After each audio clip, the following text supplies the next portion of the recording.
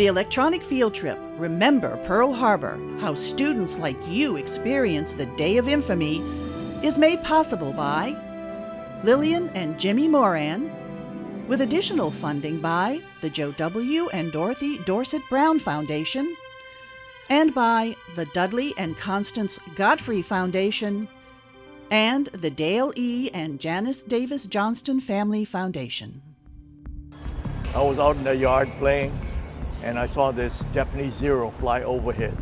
Planes came over the treetop, and that's my first view, not knowing that was Japanese at all. You know, being an 11-year-old kid, seeing all the planes was something that was really exciting to me. I never saw so many. Planes were flying all over the sky. I was in the Navy, and what got our attention first was the noise the dive bombers were making coming down. So we all run out the front of the hangar and looked up. Didn't realize instantly that they were Japanese. When the Zero passed over, he went to Pearl. And of course, when they pulled on their dives, they could see the red circle on the wings. Then it was a matter of self-preservation, get under cover somewhere. I saw a big plume of smoke go up. Here it went up 200 feet. It was not black, it was red. There was the Arizona, and eventually it turned black. Seeing the plane, seeing the explosion, hearing the explosion, the bombing, the fire, the smoke, the gunfire, that was really something. You know, our life was changed because it was fear. You know, we lived in fear for a long time, and with all the restrictions in martial law, like blackouts, like rationing, censorship, that was something that we had to grow up with. The Japanese attack on Pearl Harbor in Hawaii on December 7th, 1941, changed life for all Americans. Shock spread throughout the nation as the devastating news interrupted radio broadcasts and burst onto newspaper headlines. The next day, the United States was officially at war. In this electronic field trip on the 75th anniversary of the Pearl Harbor attack, eyewitnesses and survivors explain to our student reporters and to all of you why we should remember Pearl Harbor.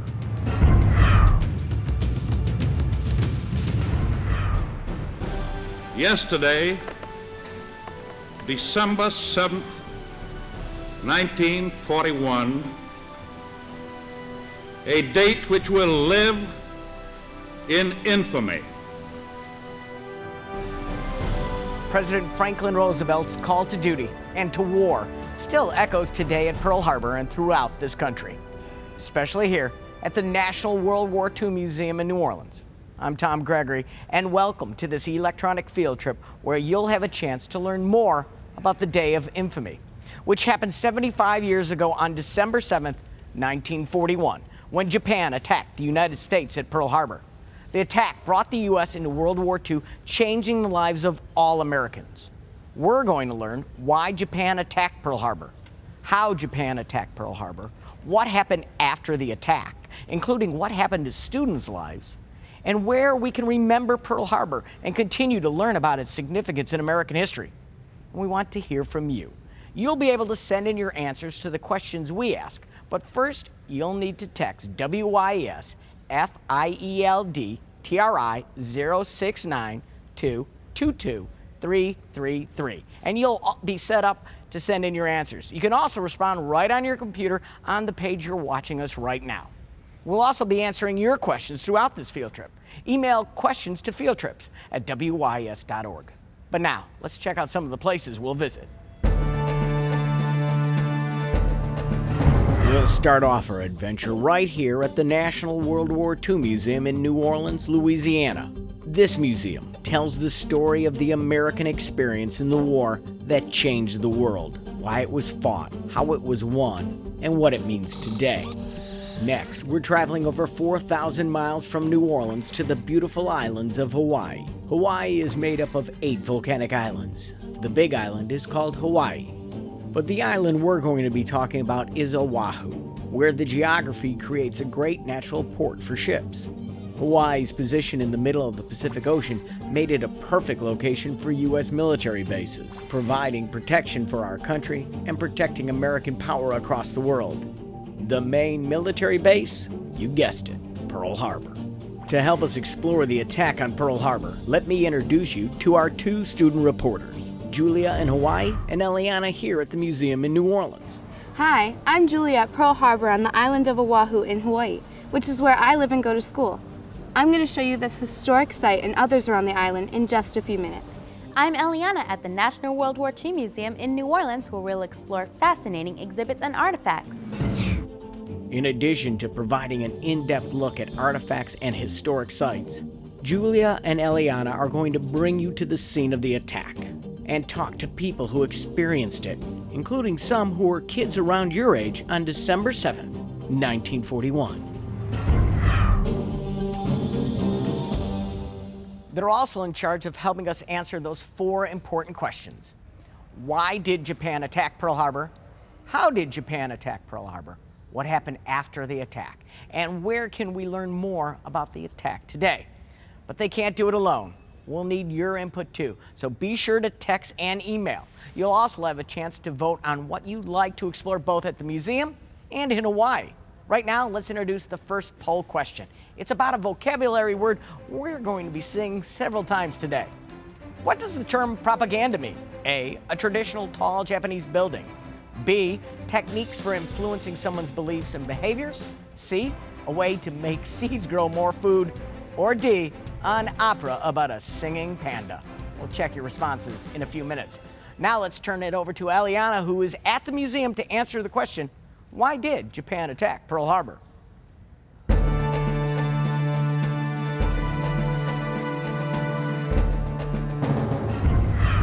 Hi again, I'm Eliana. I'm at the museum's newest exhibit, The Road to Tokyo, to find out why Japan attacked Pearl Harbor. With me is museum educator Chrissy Gregg. Hey Ileana, thank you so much for being here with me today at the museum to learn a bit about this infamous day and how it impacted this entire world. Now, of course, we call World War II World War II for a reason, and it's because conflict spanned across this entire globe. And so, of course, I had to bring a giant globe with me to learn a little bit more about the geography of the war. Now, what we see on the globe right now, it's Asia and the South Pacific. So there's some countries we recognize today. We see China, Thailand, how about the Philippines? We see Indonesia, and of course, we see our main topic today, Japan. Now, if we go back 75 plus years ago, Japan wanted to become a more powerful country, but there were certain resources that they didn't have that prevented them from doing that. Look, it's a small country. But if we see here, they were looking all across the rest of Asia and the Pacific, and they saw some of these abundant resources they wanted. How could they get those resources, do you think? Trade? Yeah, they could trade, that was one way, but they also could do something else, invade these places where they saw all of these resources. So what I have here are actually flags. Flags of what country? Japan. Exactly, and so what we're gonna be doing is placing those flags in the areas Japan invaded. So first off, let's stick one on Manchuria up here. That was in 1931. Next, Japan invades China in 1937. And then stick one down here. This is French Indochina. But you know what? We actually haven't talked about all these other flags on the map. Do you recognize any flags of these countries here? British, French, even the US. Yeah, even the United States. And actually when we see so a Dutch flag down here, a Portuguese flag up here, you probably know that all these countries are thousands of miles away from this area of the world. And actually, these countries own territories in this part of Asia and the Pacific. And so as they see Japan moving in, they think Japan's invading, taking over their territory. Japan says, we're not invading, we're not conquering. What we're doing instead is freeing all of these territories from Western control. So what does this have to do with Hawaii? Ah, good question. All right, you see where we've stuck the U.S. flag right here? What country is that? Yeah, that is the Philippines, which is, of course, is a country today, but back then it was a U.S. territory. So the United States sees Japan invading, and they're thinking maybe the Philippines is going to be next. So the U.S. decides to do certain things to help try to prevent that, at least. And so to actually demonstrate that, we got to turn our globe. All right, so let's turn it to the United States. Very good. The U.S. decides to move its Navy, which is actually stationed in San Diego, California, and they move it all the way over here, which is where exactly? To our ships in Pearl Harbor. Yeah, the ships move to Pearl Harbor, Hawaii. And so Japan sees that as, oh, maybe the U.S. is interfering in our plans. So what they decide to do is plan a secret surprise attack. Where do you think that was going to be? Our ships at Pearl Harbor? Exactly. Actually, that's where my friend Julia is right now. Her assignment is to find out how Japan attacked Pearl Harbor. Our jobs are to report to each other what we've learned. I'll text her.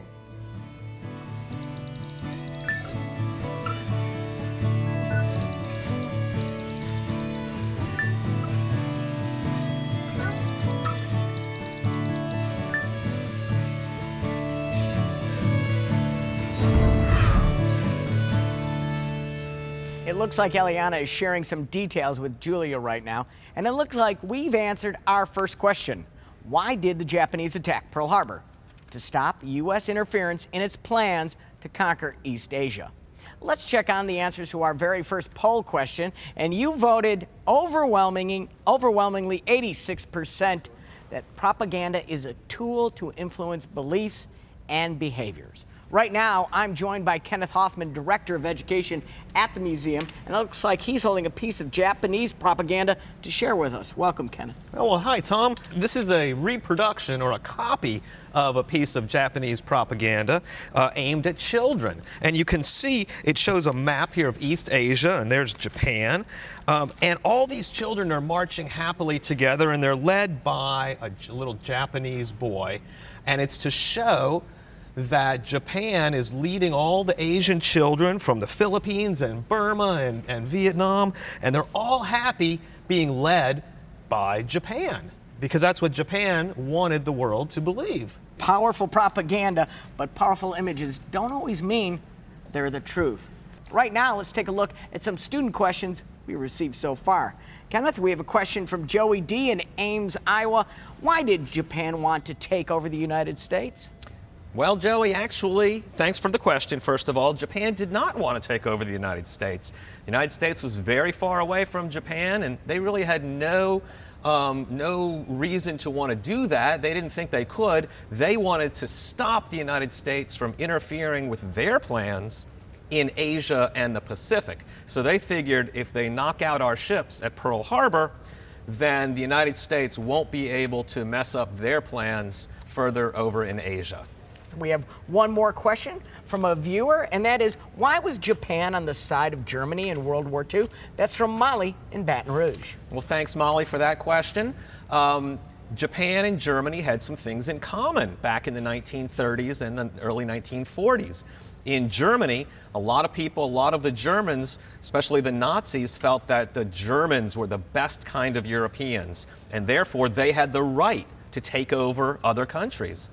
In Asia, a lot of people in Japan at that time, in the government and in the military, felt that the Japanese people were the best kind of Asian people, and they had the right to take over other Asian countries. So because they had those similar ideas, they were partners during the war. Thanks for that answer, Kenneth. Keep the questions coming. In our next poll, you, our student viewers, will be voting on where our story takes us next. In a minute, Julia, who's in Hawaii, will be trying to answer the question, how did the Japanese attack Pearl Harbor? But the question for you is, do you want to see A, a fully restored Japanese fighter plane from 1941, or B, the wreckage of a Japanese fighter plane that crashed during the attack? Text or click A or B. You only have about a minute to vote, so enter your decision now. And with that, let's see what Julia's up to in Hawaii.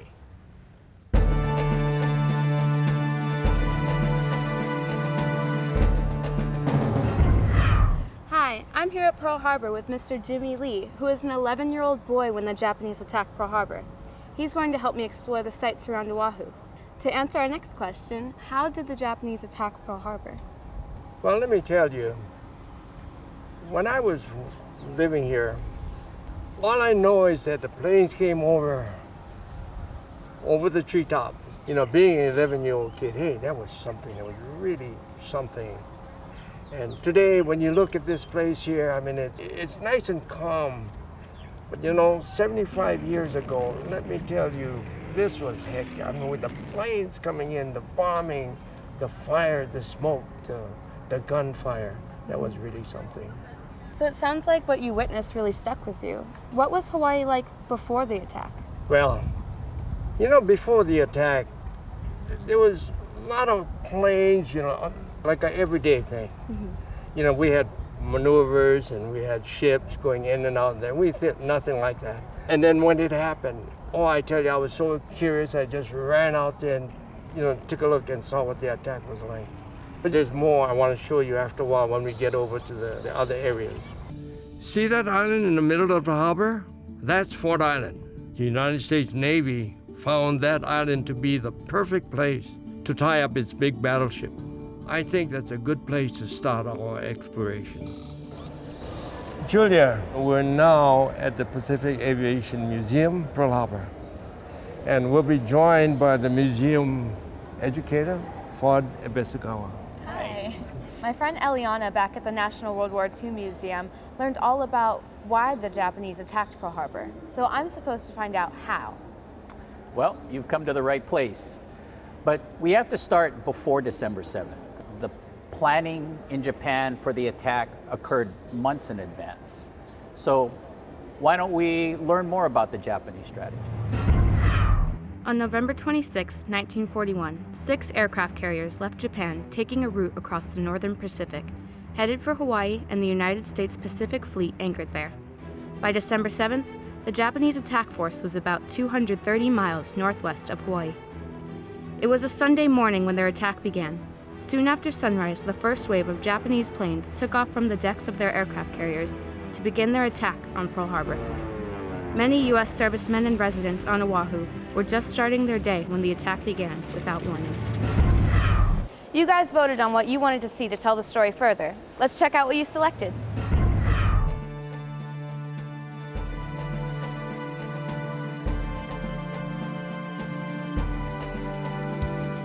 So it looks like the students chose the Japanese Wreckage Zero. Could you tell us what kind of plane this is? Well, was? Well, this is Mitsubishi Zero. Again, it was a fighter aircraft. This Zero was piloted by Airman First Class Shigenori Nishikaichi.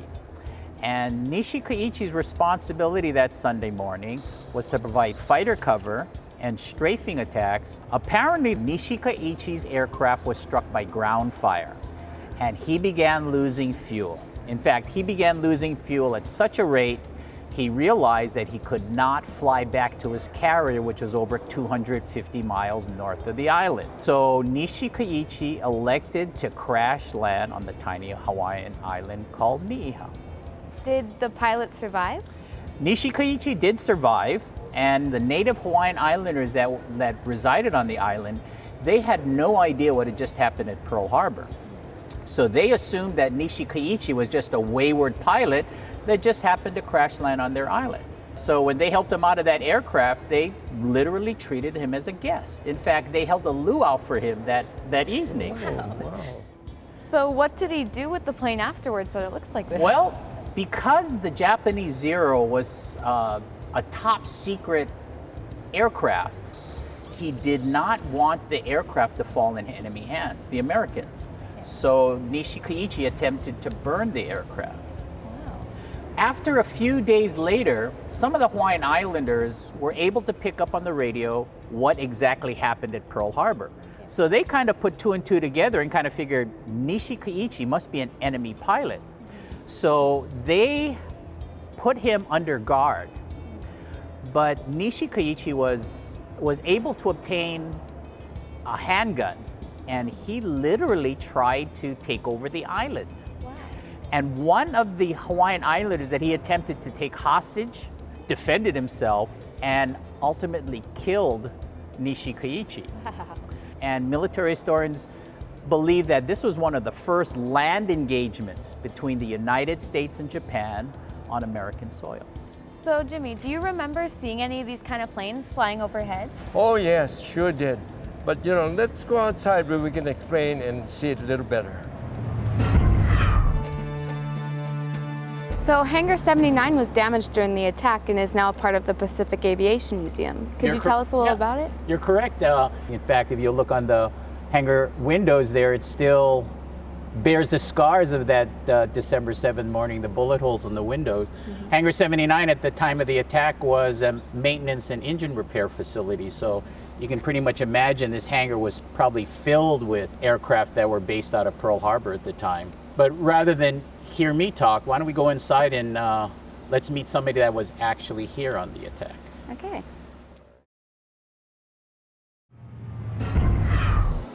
I'm so honored to be with all of you today. Thank you. Yeah, let me introduce these distinguished gentlemen. My immediate left is Eddie Young, Ian Burney, and Dick Girocco. So how did you guys feel when you saw all the planes flying overhead or the ships on fire? Like, how did that stick with you? I was 6.5 and had just started first grade. And I was out playing in the yard that Sunday morning, and I saw some airplanes, and we had never seen an airplane where we lived. My father was concerned when he heard shells nearby, so he pushed me back in the house, and we listened to our old Philco tabletop radio, and there was a local radio personality named Webley Edwards who kept repeating, "This is the real McCoy, we are under attack. This is the real McCoy." It was a beautiful Sunday morning, and I got out of my house and grabbed my old hand-me-down bicycle, and I looked out in the sky, and all of a sudden I saw this Japanese Zero flying overhead, and my neighbor was next to me.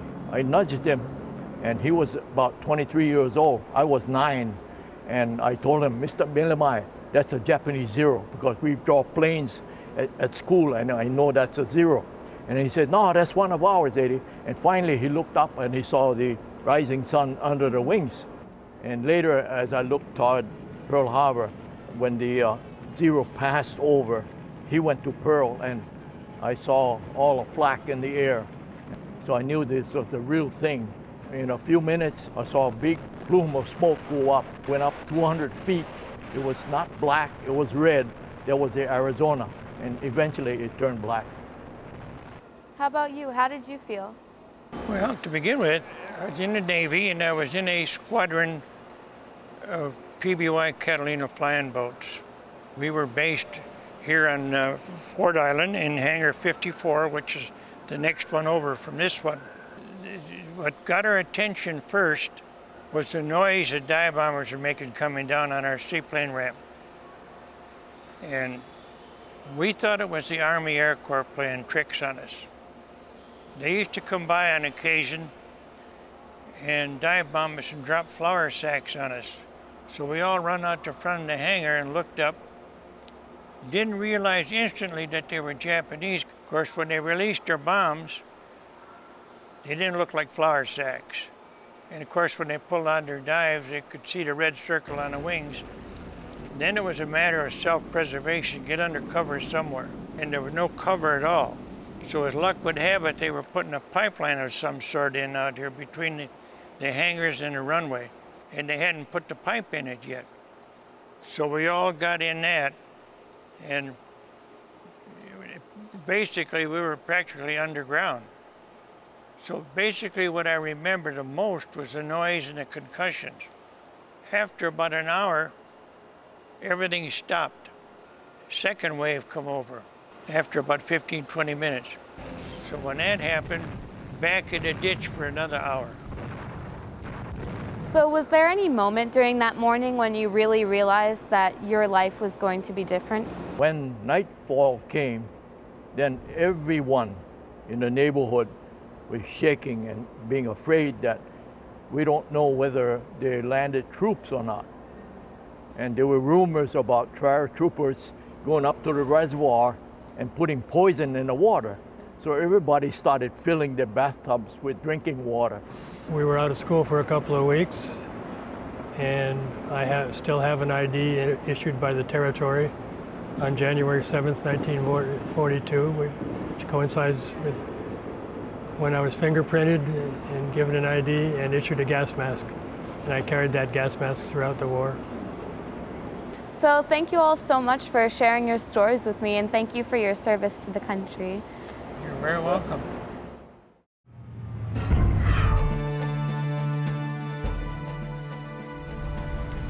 Julia, this is another beautiful spot on Pearl Harbor. And that we can learn of the attack in Oahu. Right here is the Battleship Missouri Memorial. And out there in the harbor is the USS Arizona Memorial. Under that memorial is the sunken remains of the Arizona and her men.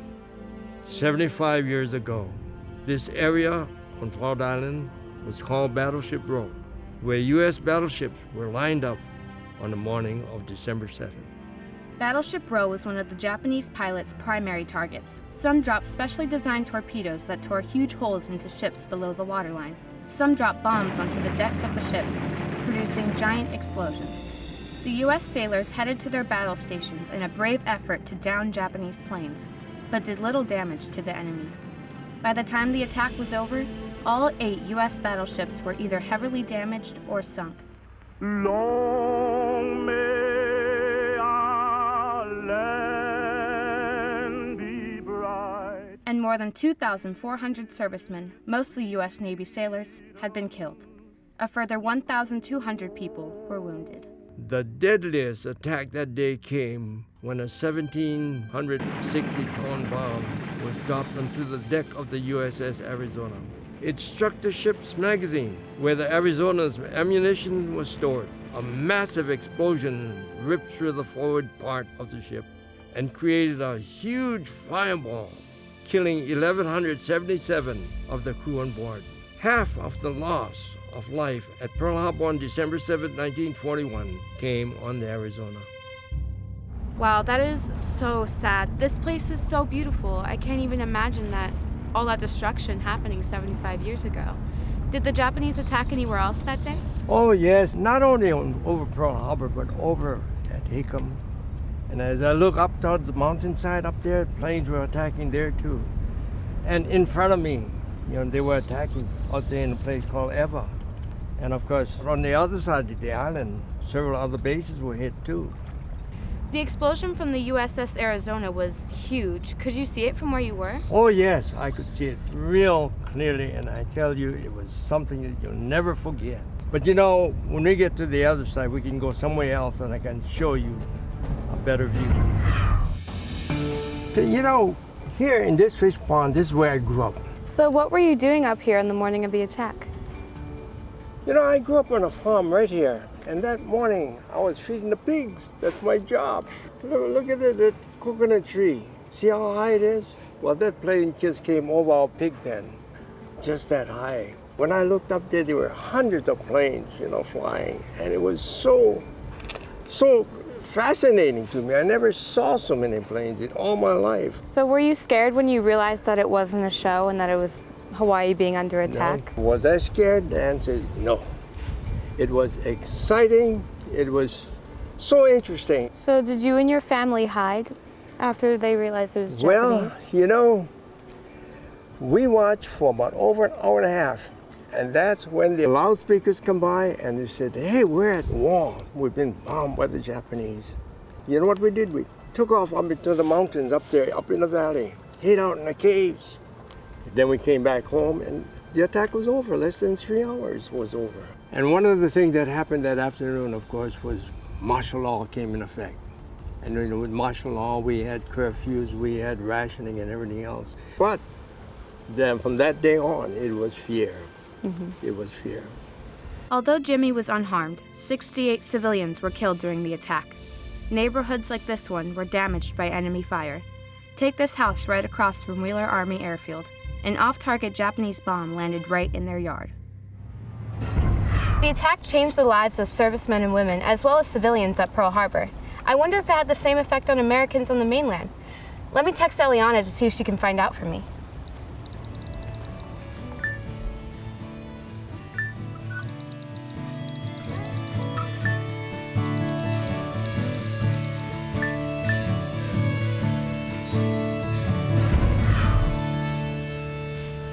We covered a lot in that last segment, learning how the Japanese attacked Pearl Harbor. It was a surprise attack on December 7th, 1941, by planes that took off from Japanese aircraft carriers. Let's check out some of your questions right now. You ready, Kenneth? I'm ready. First question is from students in Abilene, Kansas. How long did the attack last? Well, the attack was actually quite short. By a few hours after it began, the whole thing was over. The Japanese sent 2 different waves of aircraft from their aircraft carriers over Oahu to attack. A first wave, and then they returned, and then a second wave came, and then they returned.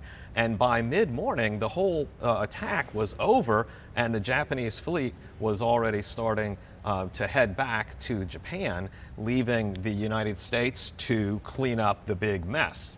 2 waves that changed the history of the world. Absolutely. We have one more question for you, Kenneth.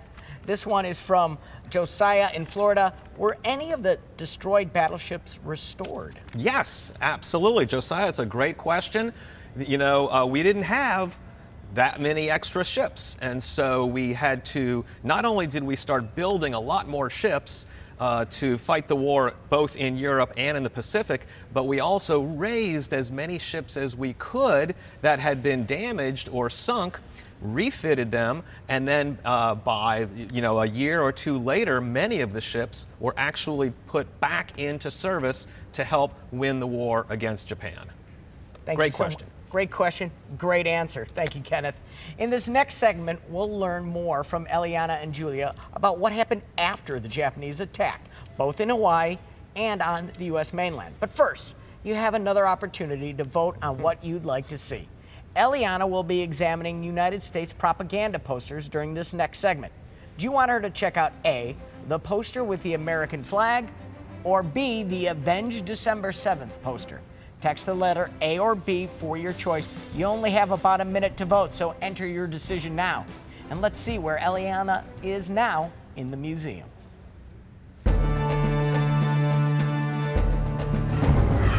I'm back in New Orleans at the National World War II Museum in the Road to Tokyo galleries. Here we're looking at some artifacts Miss Chrissy pulled from the vault. Now, Julia told me that the attack devastated Hawaii, but did it have a larger effect on the United States? Ileana, that's a fantastic question, and as you probably guessed, it definitely did. This infamous day was felt by many Americans all across this country. They were listening to, their regularly scheduled program on these radio broadcasts, and this news interrupts that radio broadcast. Or, as we actually even see here, these are some artifacts indeed from our vault. And these are all major headlines that day about Japan attacking the United States and the U.S. Now at war. So here, closest to you, we see a newspaper from Chicago. Next to me is actually a newspaper from a small town, Hattiesburg, Mississippi.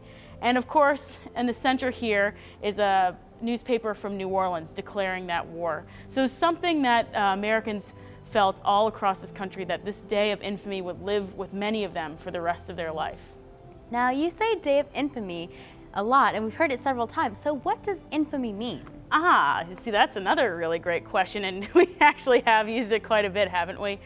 Infamy means being famous for a negative reason, and it's a great word because it's the same word that our president, Franklin Delano Roosevelt, uses in a famous speech the day after the attack on Pearl Harbor. And in that speech, he is asking Congress to declare war on Japan. And actually, on the other side of you, we have a copy of that speech. Now, it's not the final speech. You can see there's some edits to it from Roosevelt himself. But can you look there and see what's the first sentence on there? What does it say? It says, yesterday, December 7th, 1941, a date which will live in world history. World history. And then you can see above, though, he scratched out world history and wrote infamy. So why do you think he would change his words? Well, he knew it was a speech that was important in American history, so he wanted to get his point across, kind of like the Lincoln's Gettysburg Address. Exactly. Going to war was a big step for our country. Thousands of people were killed in a surprise attack, a truly terrible act. Calling Japan's attack infamous set the tone for his request, and it proved to be true. Congress almost unanimously declared war on Japan. Now, at the end of 1941, America was finally dragged into the world war that China and Japan had been fighting since 1937, and much of Europe had been in since 1939. In the days after the attack, thousands of Americans joined the fight, signing up at recruiting centers across the country. 3 days later, Germany and Italy, who were allied with Japan, declared war on the United States. For the next 3.5 years, the U.S. would be committed to fighting and winning this global conflict. I see more posters. Exactly, yeah, I actually pulled some earlier from our vault. Earlier in the electronic field trip, our audience voted on what the meaning of propaganda was. Do you remember that meaning? Propaganda is a tool used to convince or persuade people to act or believe in a certain way. Okay, you guys voted on which Pearl Harbor posters you wanted to see. Let's see how you voted.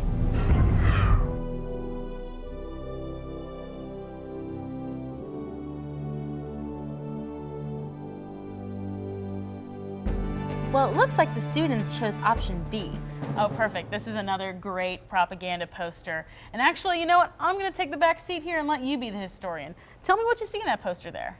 Well, it's very dark and dramatic, and there seems to be a sailor with his fist up, like he's charging forward. And I think that's the USS Arizona exploding in the back. That's actually exactly right. And notice if you take a closer look at that sailor there, his sleeve is all tattered. What do you think that might mean? Well, it could mean that he might have been in the attack, and he looks very determined. Yeah, very good. I think you're exactly right. Now, there's another really good vocabulary term in that poster. It says avenge December 7th. What do you think avenge means? Well, avenge kind of sounds like revenge, so it could mean that the U.S. was getting back at Japan for the attack on Pearl Harbor. Exactly. Man, I couldn't analyze it any better myself. Great job, Ileana. So I hear a lot of avenge and remember. Yeah, you're exactly right to pick up on that. That was a common theme after the attack on Pearl Harbor. Posters actually like the one that we just analyzed were spread across towns, communities, and cities all throughout World War II. And you know what? It wasn't just posters. I actually have some other great artifacts here from the museum's vault that say, you probably guessed it, Remember Pearl Harbor. So as you can see here, we've got this really neat comic book that says Remember Pearl Harbor with Uncle Sam charging at Japan. There were also buttons and pins and trinkets. And so these sweetheart pins, which are actually pins given by those loved ones far away at home, from home at the war, they would send these to their loved ones here on the home front saying, I remember you and I miss you and I'm thinking about you. And so the common themes with those is remember Pearl Harbor, never forget. And you can see some of them are pretty elaborate and pretty beautiful. Wow, if the response was this great on the mainland, I wonder what it was like back in Hawaii. Let's see what Julia's up to.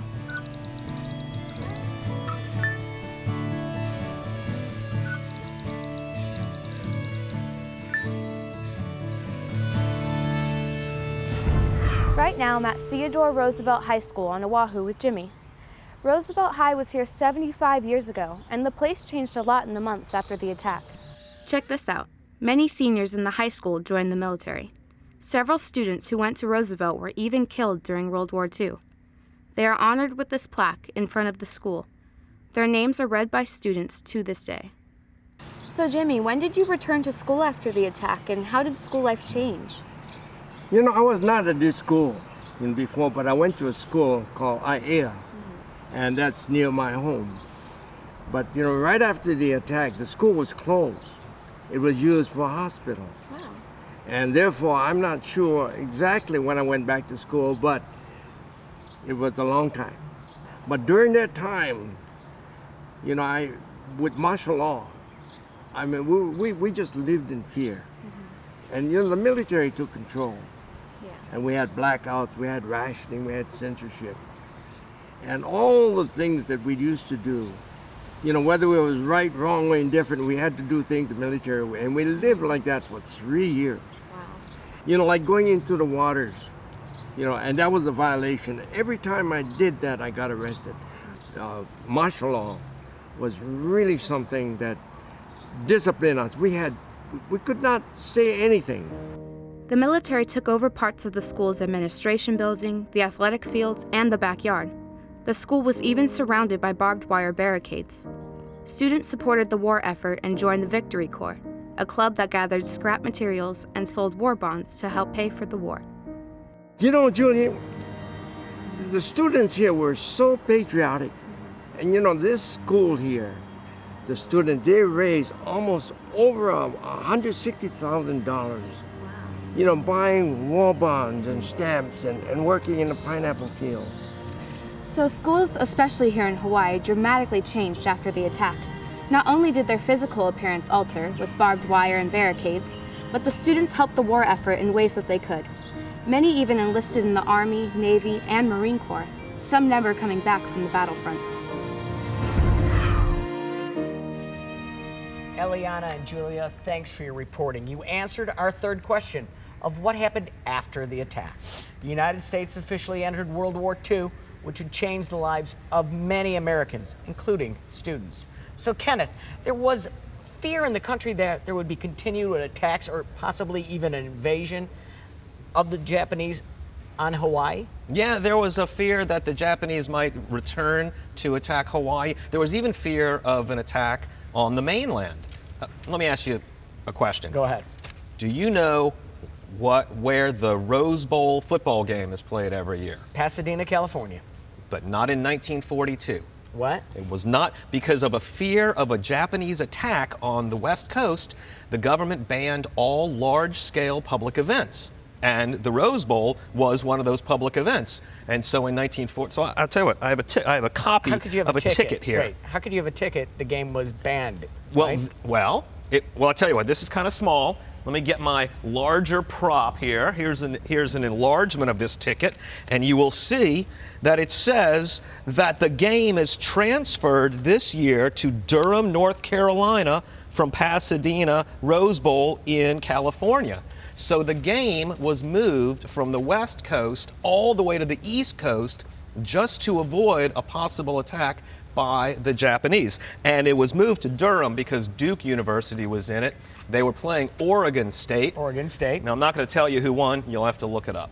But don't look it up right now, eager beavers. We've got to take some audience questions. Kenneth, are you ready? I'm ready. I'm ready. Okay, here we go. Did Japan attack Hawaii again during the war?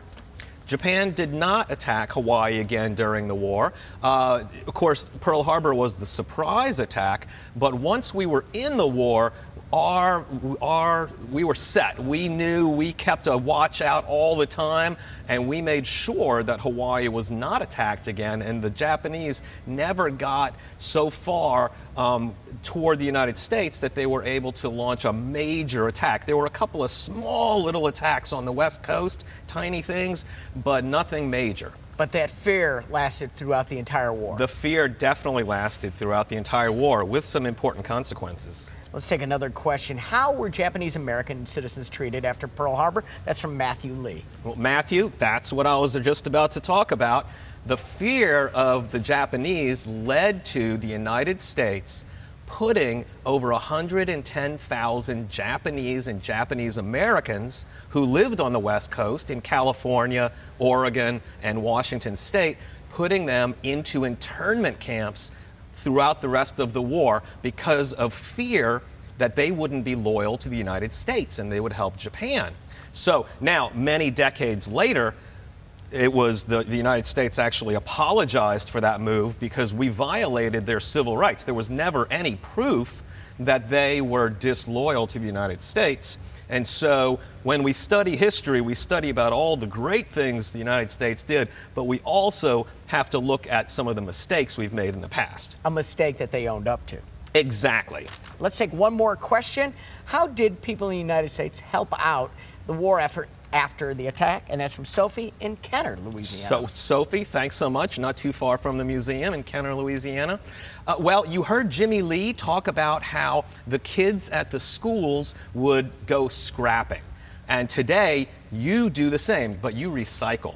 It's the same thing, but scrapping was to collect things for the war effort. And so kids your age, after school, would go around their neighborhood and collect tires, old rubber things, old metal things, and they would turn them in to be melted down and turned into things for the war effort. So that's one way people helped.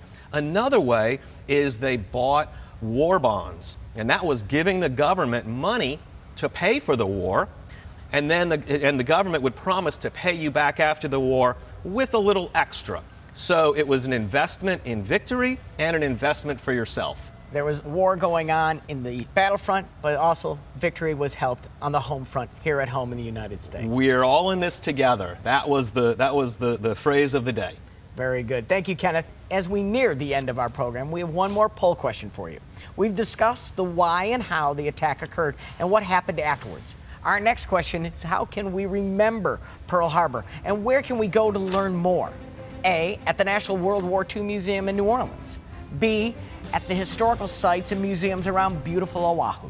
C, from listening to the stories of people who were actually there. Or D, all of the above. Let's see how Julia and Eliana answer our last question.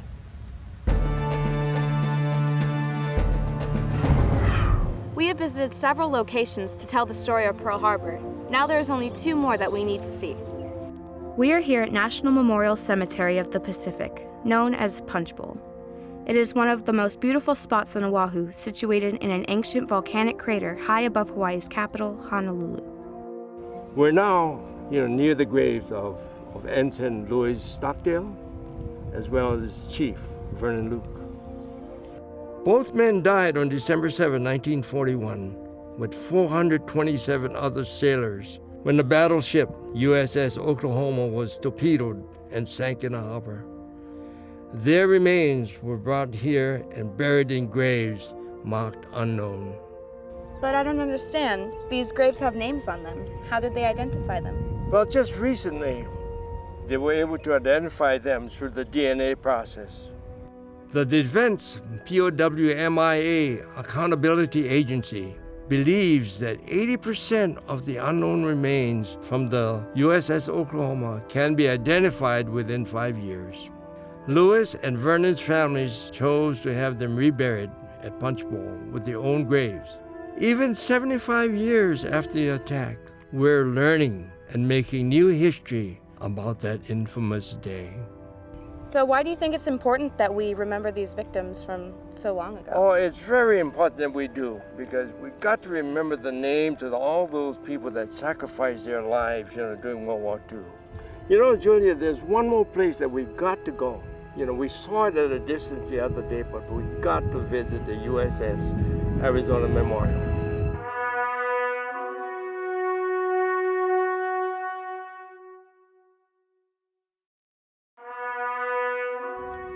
In 1962, 21 years after the attack, a memorial was built on top of the sunken USS Arizona. The remains of approximately 900 sailors still rest inside. More than 1 million people from around the world visit this site every year, many of them from Japan, to pay their respects to those who died in the attack and to learn more about World War II history. You know this is a special place for reflection and contemplation as soon as you step onto the platform. The ship is visible while standing on the memorial, and oil still leaks from the ship to this day. The shrine marks and remembers the 1,177 servicemen lost on the ship on that day of infamy.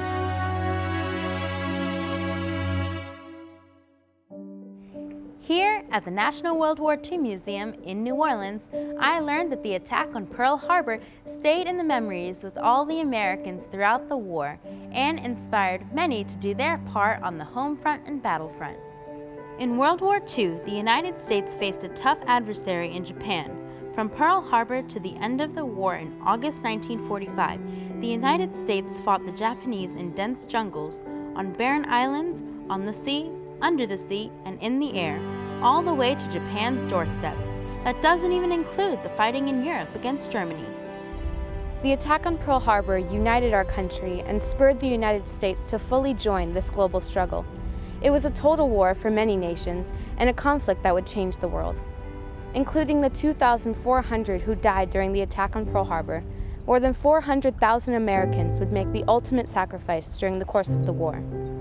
In total, an estimated 65 million people died in World War II, making it the deadliest conflict in all of human history. The outcome of the war still echoes in our world today. We pay tribute to those sacrifices that the Americans made and to the lives that were lost. And so today, 75 years later, we remember Pearl Harbor because it is an important part of our American history. Thank you, Eliana and Julia. Great reporting, and a big mahalo to you, Mr. Jimmy Lee, an amazing man. Now let's take a look at our last poll results. Just about everyone got it right. There are many places to continue learning about Pearl Harbor, and as we wrap up this show, Kenneth is going to tell you about one more way to learn about Pearl Harbor. Well, to commemorate this day in history, the National World War II Museum is kicking off a national reading of the award-winning young adult historical novel Under the Blood Red Sun by Graham Salisbury. The book tells the story of 13-year-old Japanese-American Tomikazu and his best friend Billy growing up on Oahu in the 1940s. Tommy and Billy's world turns upside down as they witness the Japanese attack on Pearl Harbor. It's a powerful story that will definitely capture your attention. Our website, www.pearl75.org/electronic field trip, has information on how to get copies of the book. Once your whole class has read it, contact the museum and we'll send your teacher a commemorative Remember Pearl Harbor classroom poster. A great read for all ages. Thank you all for being part of this electronic field trip. And we want to send a special thank you to our fellow PBS member station, PBS Hawaii, for helping us bring the historical sites of Pearl Harbor to you. Today, by remembering Pearl Harbor, we mark not only the sacrifices made on this day 75 years ago, we mark the price of freedom. From the National World War II Museum in New Orleans, I'm Tom Gregory. Thank you for joining us.